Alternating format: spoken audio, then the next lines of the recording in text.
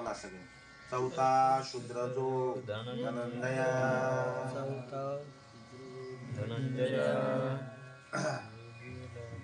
वेदी लाग किर नाही तया.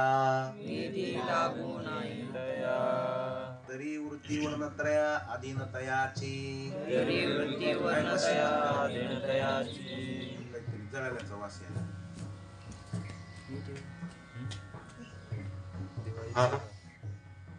बंद कर रे.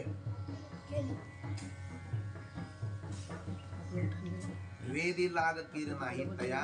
तरी वृत्ती वर्णत्रया अधीन तयाची.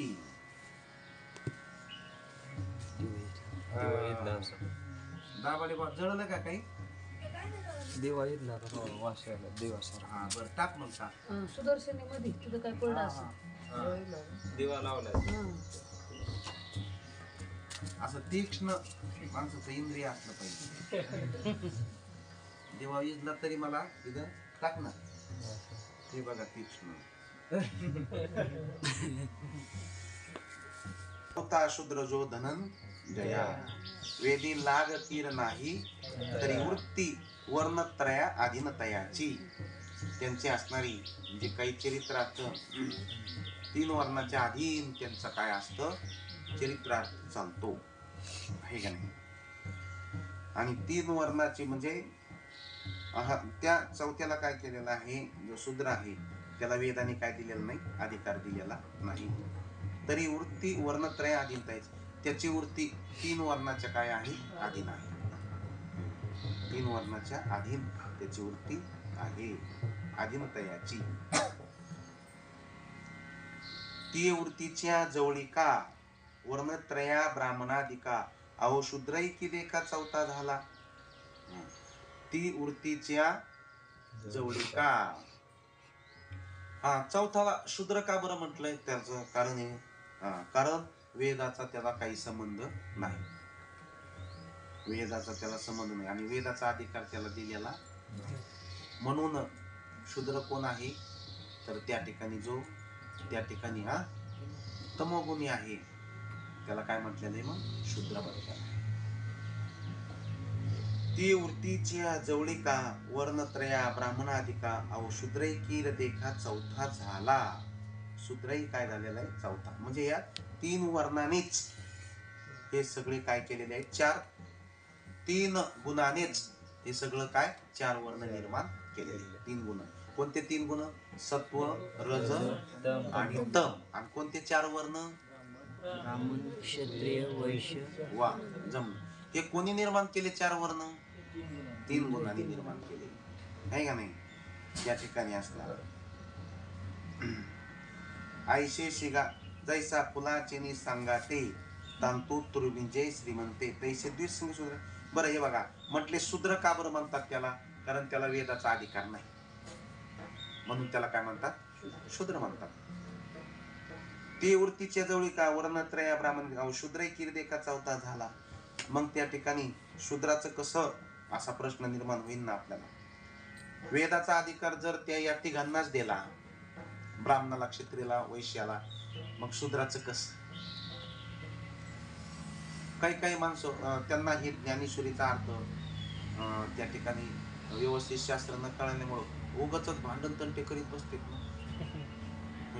आम्ही जर शूद्र घेतलाय काय ब्राह्मण हे लय देवाच्या तोंडातून पडले.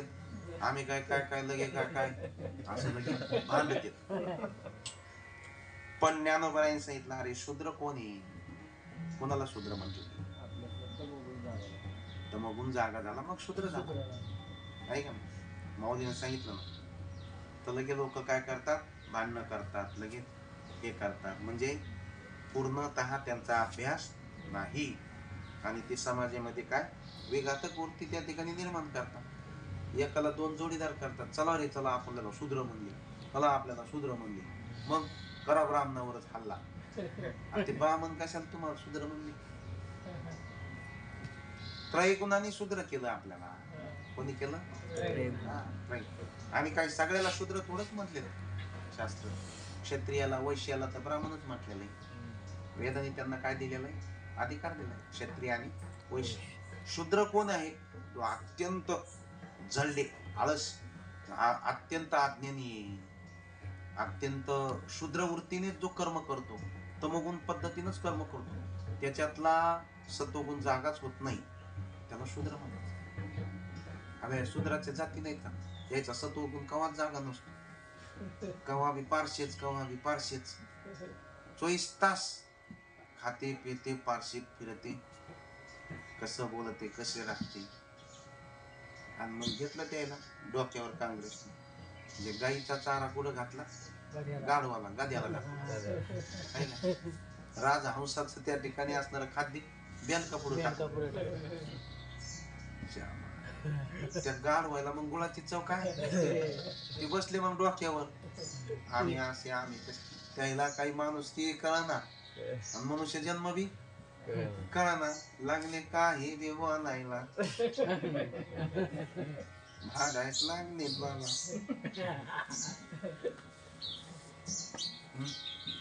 मग काहून नाही भागायचे, कळतंय का त्याला काही पावित्र्यपणा आहे का काही, म्हणून ते शूद्र येतात. म्हणून वेदाने त्यांना काय दिलेला नाही, शूद्राला अधिकार दिला नाही, तमोगुणी माणसाला अधिकार दिला नाही, कारण तो करणी याची नावे भलतीच करतो. तमोगुणाने तो कसाही वागतो, कसाही करतो.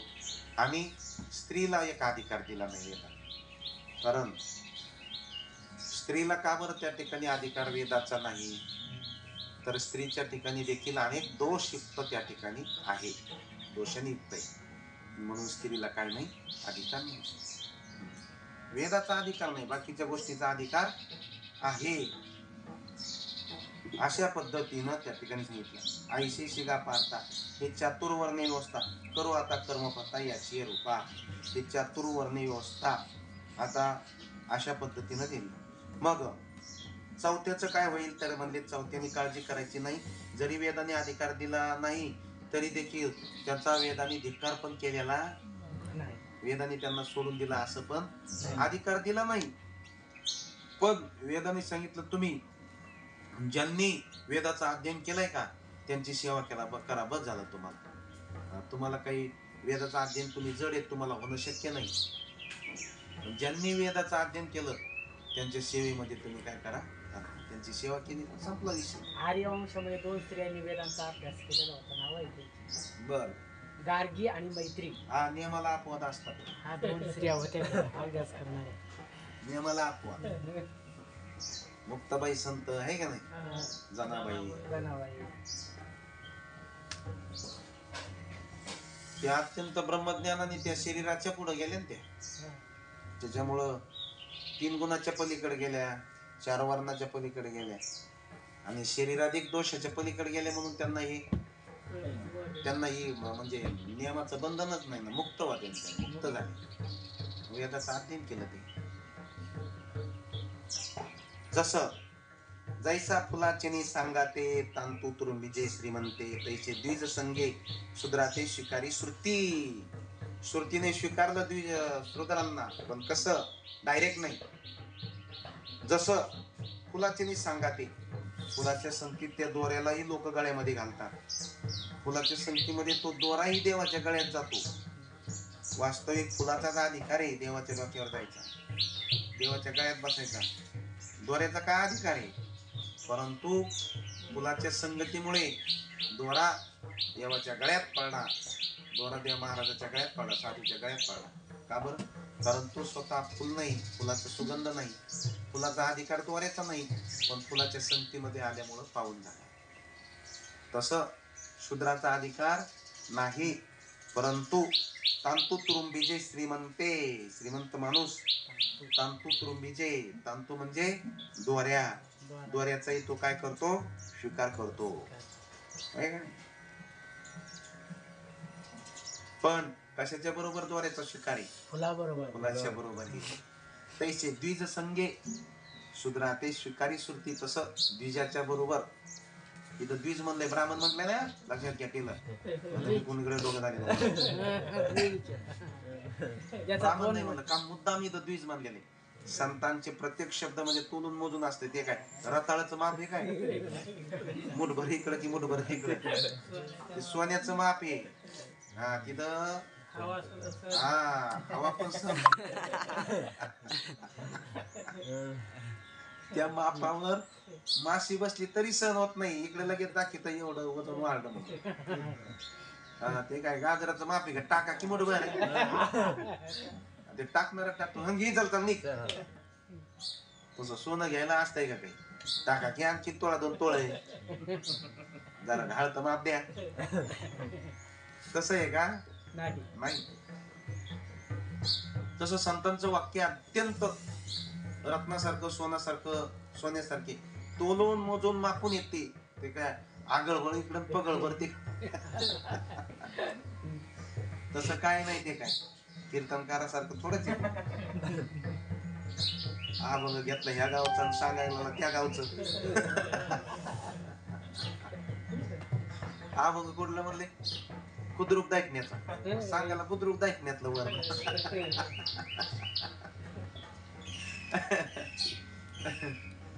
संतांचे शब्द अगदी तोलून मोजून असतात. द्विजच का म्हटले इथं?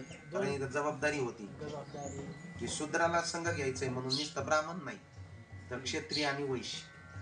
द्विज म्हणजे ज्याचा जन्म दोनदा झाला त्याला द्विज म्हणतात. द्विज म्हणे रामेश्वर भट्ट द्विजा, तो द्विजा होता. नुसता ब्राह्मण नाही म्हटले ते. म्हणजे रामेश्वर भट्ट ब्राह्मण म्हटले असते. द्विज होता म्हणजे तो काय झाला होता? मुंज वगैरे संस्कार झालेला होता. त्याला वेदाचा अधिकार होता म्हणून द्विज म्हणते. द्विज म्हणजे इथं क्षत्रिय त्यांनाही वेदाचा अधिकार दिलेला आहे. वैश्य त्यांनाही वेदाचा अधिकार दिला. म्हणून क्षत्रिय, वैश्य आणि ब्राह्मण म्हणजे ज्यांनी शास्त्र संस्कार घेतलेले आहेत, ज्यांची मौजी बंधन झालेले, अशाच्या संगतीने शूद्रा ते स्वीकारी श्रुती, अशाच्या संगतीने अशाच्या सेवेने त्या ठिकाणी श्रुती शूद्राचा स्वीकार केलेला आहे. वेदाने शूद्राचा काय केलेला आहे? त्यांना त्यागलं. उगतच त्या माणसाने गोळा केले आणि चला म्हणले आपल्याला हिंदू धर्माने तिरस्कार केला, आपल्याला त्या ठिकाणी गीतानी लांब लोटलं, श्रुतीनं आपल्याला त्या ठिकाणी शूद्र म्हटलं आणि मग त्या ठिकाणी मनुस्मृती नाही पाहिजे आपल्याला जाळून टाकली आणि घेतले हे लोक आणि घातले कुठंतरी नाल्यात नेऊन तिकडं. आता ते काय इकडचे नाही तिकडचे नाही असे झाले त्या ठिकाणी. असं नाही. आधीच ते द्विज, आधीच ते शूद्र आणि त्याच्यात पुन्हा त्याच सगळंच वज वाटोळ केलं आणि ते म्हणते आमचं कुठं कल्याण केलं. कल्याण त्याला थोडस दिली असं मान्यता, पण बाकीचं वज वाटोळ झालं ना, व्यवस्थित त्याला समजून सांगितलं नाही. म्हणून ते जन्मजन्मी शूद्रच राहतील ना, ते भक्ती घडत नाही ते. असा प्रकार आहे तो.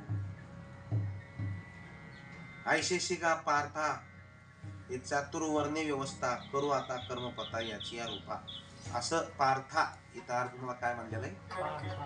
तिथं काय म्हणलेलं आहे? धनंजय. आणि वर काय म्हणलेलं आहे? परंतप. एवढ्याच याच्यामध्ये अर्जुनाचा किती नाव बदलली? 3 नाव. नाही का नाही केलं? तुम्हाला किती नाव येत? आल्यापासून झालं नाही तर तिकडे काय जास्त लेडीज काम करीत होतो. म्हणायचं काम नव्हतं. ऐशेशी का पार्था हे नाव अर्जुनाला का पडलं? त्यांच्या कार्यामुळं पडलं, त्यांच्या प्रतापामुळं, कार्यामुळं.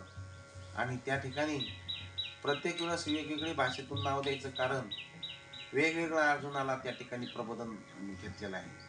पार्था इथं आठवण करून दिली. पृथापुत्र म्हणून पार्था. पृथापुत्र म्हणून पार्था. हे चातुर्वर्ण्य व्यवस्था करू आता कर्मपथा याची रूपा. ही चातुर्वर्ण्य मी तुला सांगितलेली आहे. आता याची कर्मपथा म्हणजे यांचं काय काय कर्म आहे ते काय करणार आहे मी तुला सांगणार आहे. ते आपण उद्याच्या पाठामध्ये घेऊ. आज आपण चातुर्वर्ण्य 3 गुण आणि 3 गुणांनी 4 वर्ण कसे निर्माण केले हे अत्यंत त्या ठिकाणी माऊलीनं आपल्याला काय केलेलं आहे समजावून सांगितलेलं आहे. पुंडलिक वरदा हरी विठ्ठल.